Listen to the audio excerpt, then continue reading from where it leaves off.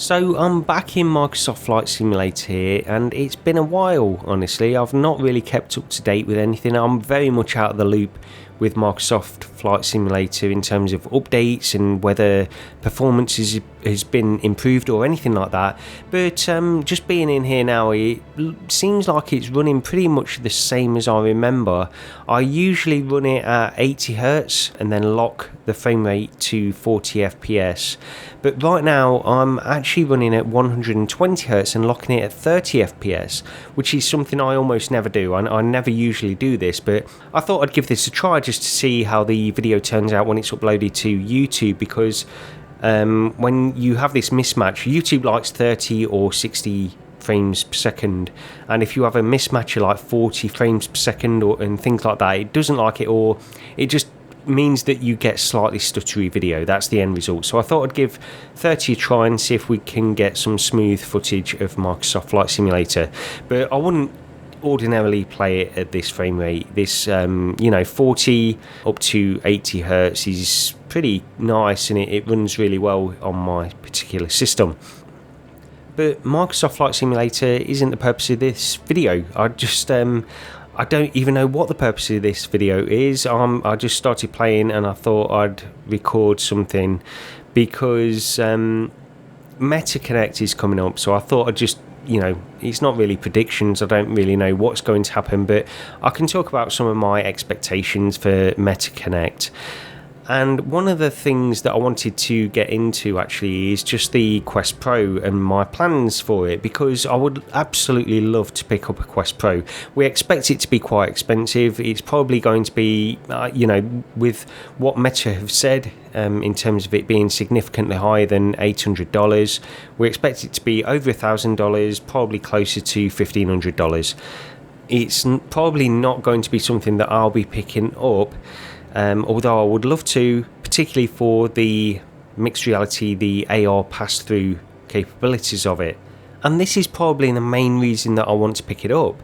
I just want to see the functionality. I just want to try it, really, honestly. That's all I want. I want one for, a week or so just to run it through its pace and give it a try. But that's not going to happen, and I don't know if I can really convince myself to pay the amount of money it's going to be in order to get one to try out this AR functionality. I just want this ability to connect it to my PC, then have all of these monitors around me, this virtual office space. It really appeals to me, this kind of productivity level. Of course, as well, it could replace my Quest 2, it could also replace my Valve Index. If it's got good enough functionality in terms of PC VR connection, I can play all my PC VR games as well, all my Quest 2 games on it, while also having this extra productivity device, which to me is part of the attraction. I know not everybody really cares about that side of things, but I would love to give this a try and see if it sort of revolutionises the way you can do stuff, just do general PC daily tasks.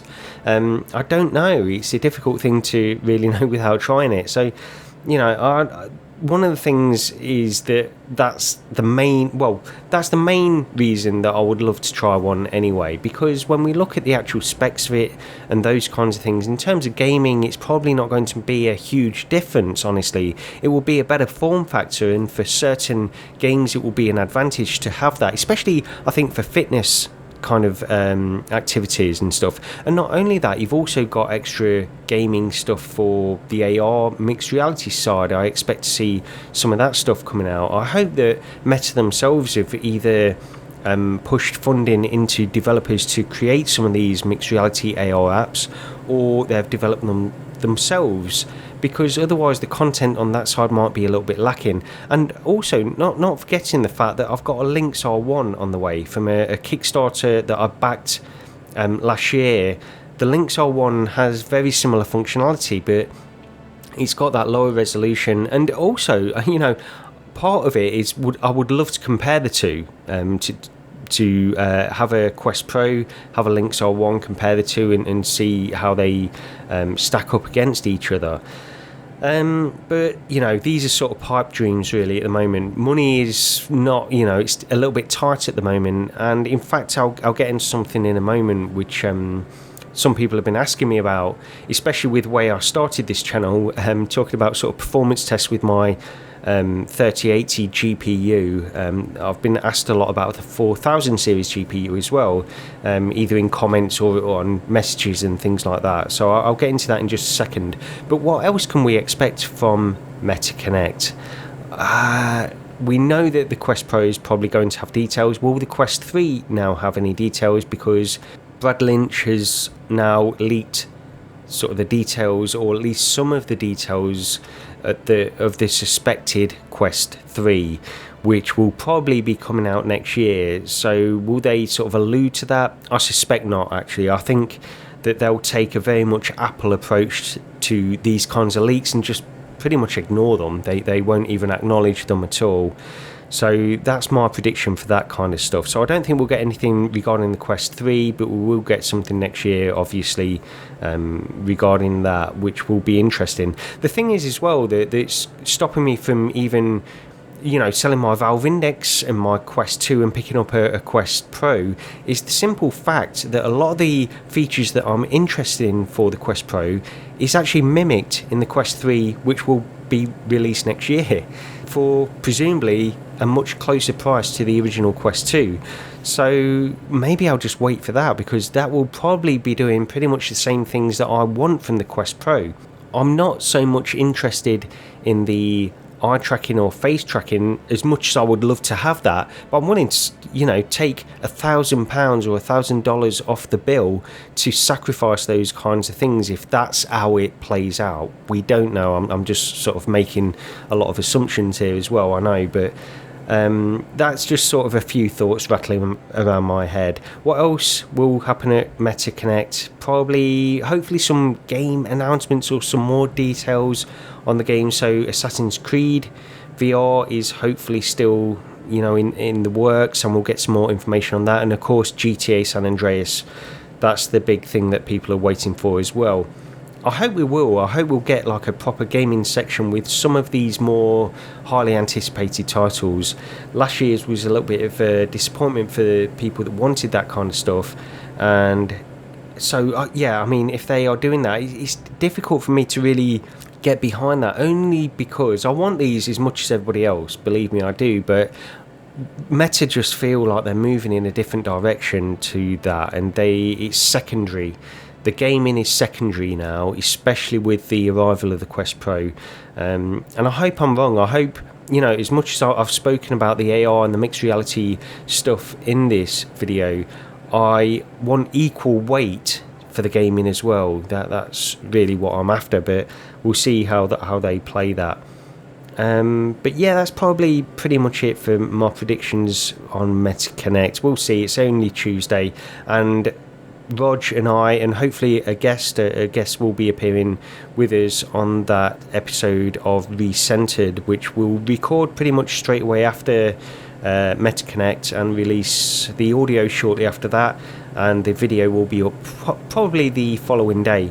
I've got a few personal commitments that I need to do on that day, actually, so it's sort of a little bit up in the air whether we'll get the podcast out or not, but hopefully that's the plan at the moment anyway, so stay tuned on the channel for that.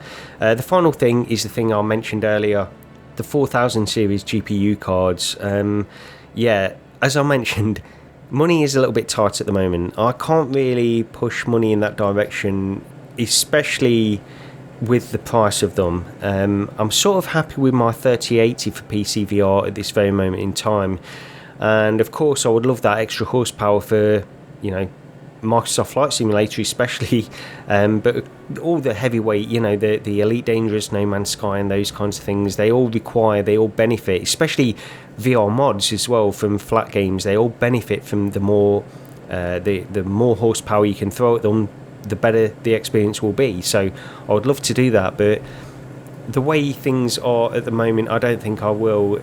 I'm considering going for a pre-order, but unless I can get it for retail price, one of the Founders Edition cards, which I don't think I will be able to, based on my experience last time attempting to do that for my 3080. I don't think I'll be able to get in there for a 4080 or a 4090 or anything like that. So hopes aren't high, but I'll give it a try. Maybe we'll see on that. But let me know what you guys are doing with regards to your GPUs at the moment as well, because if you've got a 3000 series, are you considering upgrading or perhaps skipping a generation as I am? Yeah, let me know anyway. But that's pretty much it. Thanks for what. I don't know why you've watched this video. Honestly, it's been a bit of a ramble, and I don't even know why I recorded it. But it's done now, so I might as well upload it. Thank you very much for watching this video.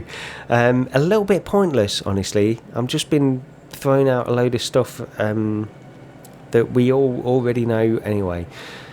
But it's there, so thanks, I suppose. Thank you, and I'll see you next time.